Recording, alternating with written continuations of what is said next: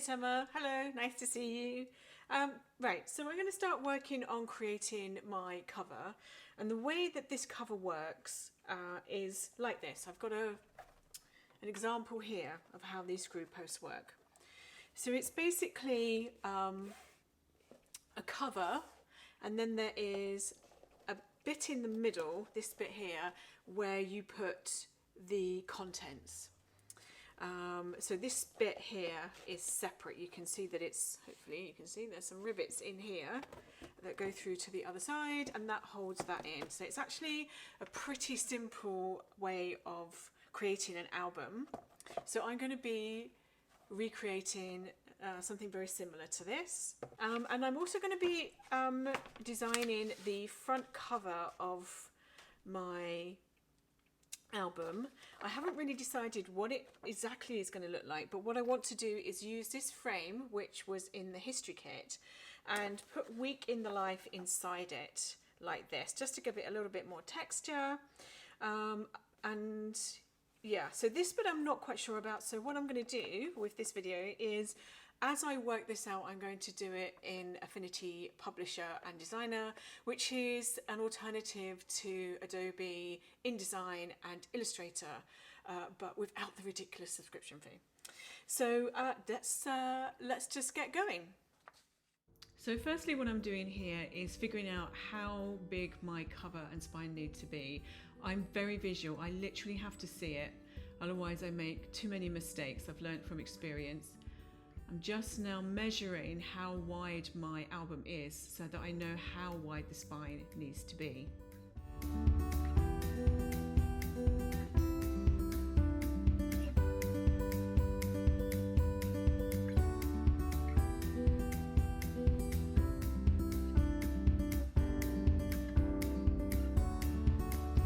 Now I have it figured out, I am going to be cutting out those elements from some 2mm grey card.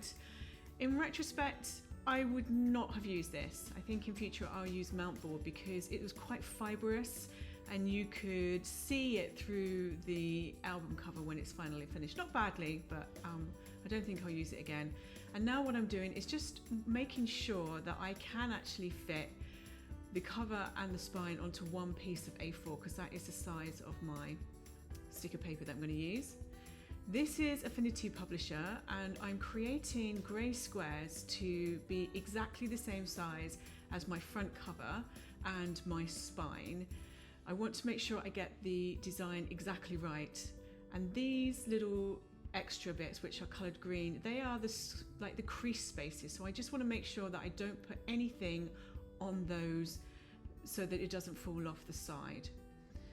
I made this graphic from one of the digital Week in the Life papers. I just cut it out, and I'm going to use that on the spine, and you're going to see in a minute that I'm going to drag in the actual piece of paper or digital paper which is going to actually form my front cover. And I do that by using the picture frame tool in Publisher, which is incredibly useful because you can just move things about very easily, as you can see here, trying to figure out exactly where I want it.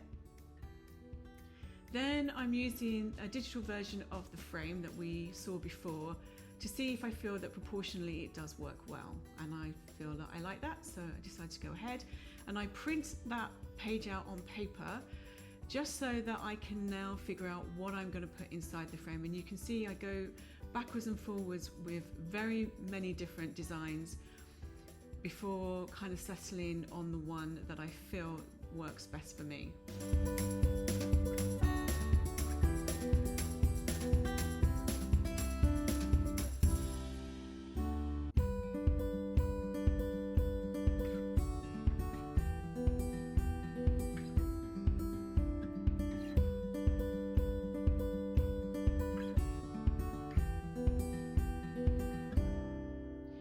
So in the end, I decided to choose this little white cloud and put Week in the Life on the top of it and see how that looks. And I quite like that. I felt it was simple enough, but still added enough dimension. But you'll see that in the end, I do actually change my mind again. So now I am using some Ali Edwards digital stamps to write my 2023 for the side spine.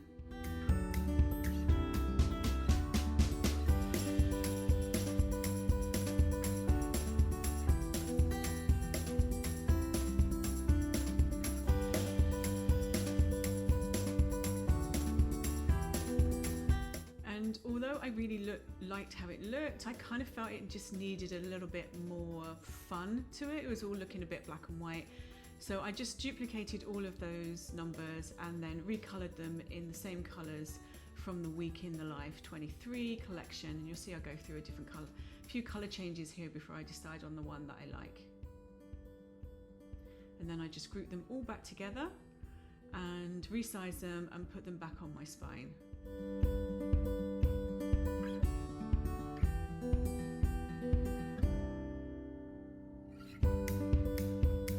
So now what I'm going to do is replicate the front cover, and it's going to be the same as the back cover. Before I do, I just extend the outside of that cover because I want to make sure that it completely wraps around the cardboard and doesn't have any white showing. So that's why I've made that bit a bit bigger. And then I just remove those green elements because obviously I don't want those to print out. I'm just double checking that everything does actually work before I print it out on the matte sticker paper that I'm going to be using.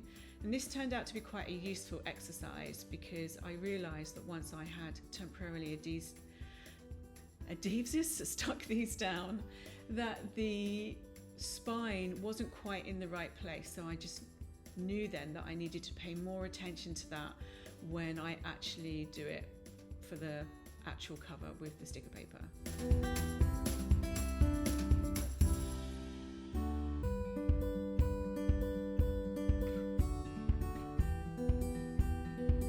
And you can see there that the life word is very close to the edge there.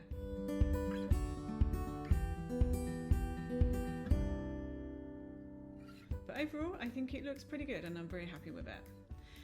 Then I go back to trying to figure out what I'm going to put in this frame because I still haven't quite decided. So you'll see again a lot of toing and throwing here. There's a little white cloud and I'm just cutting out that piece of paper with the Week in the Life on to see if I like it.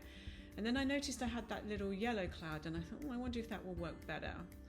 And that is actually the design that I end up going for.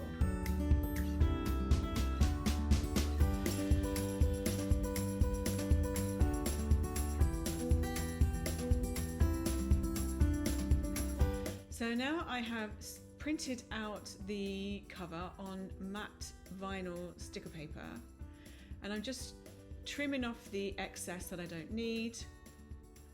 It was a bit of a scary moment sticking this down, but actually I didn't need to worry too much because it did actually come off quite easily when I needed it to.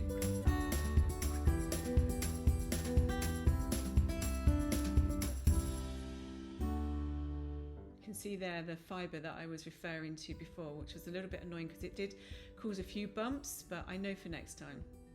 Everything's a learning process.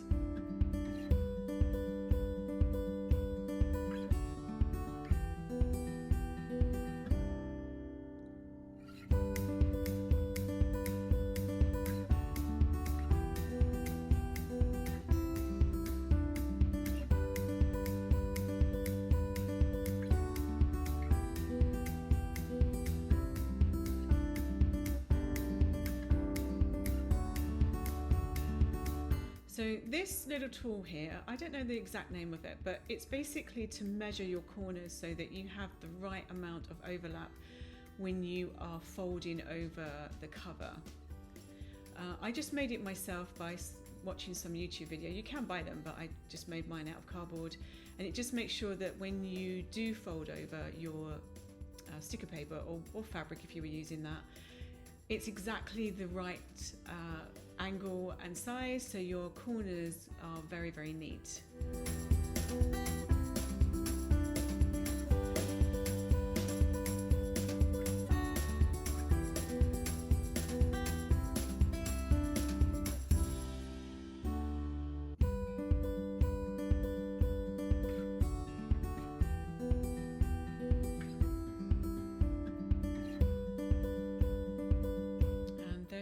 paper, and I'm very happy about it. It looks really cool.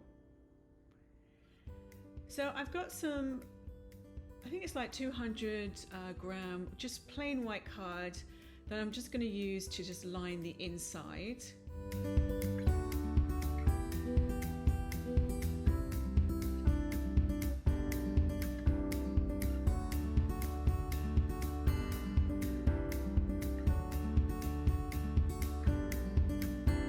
Some acid-free glue here. It's actually very difficult to work with.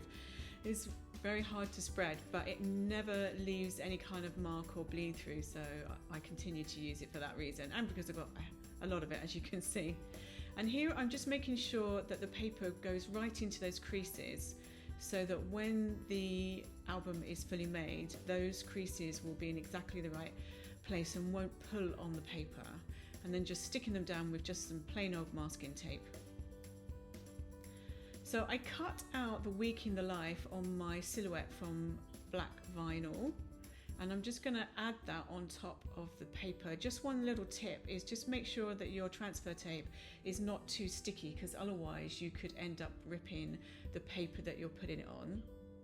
Just making sure that is very well stuck down. And then adhering the vellum with score tape to the back of my frame there.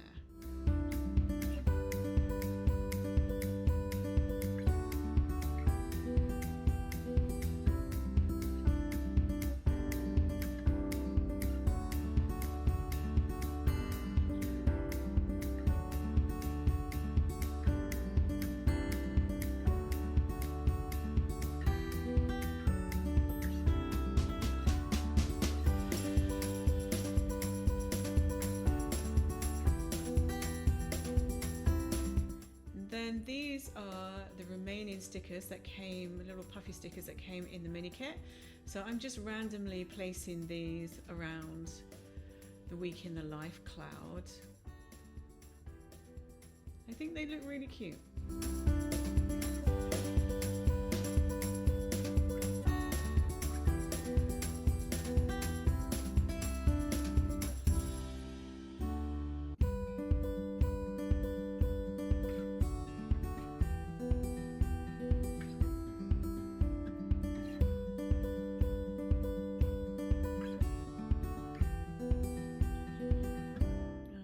I think that's pretty much finished.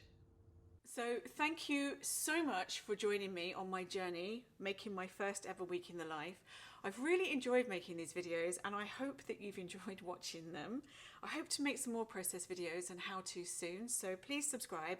It really makes a difference and it really inspires me to keep going. And I'll see you all soon. Bye!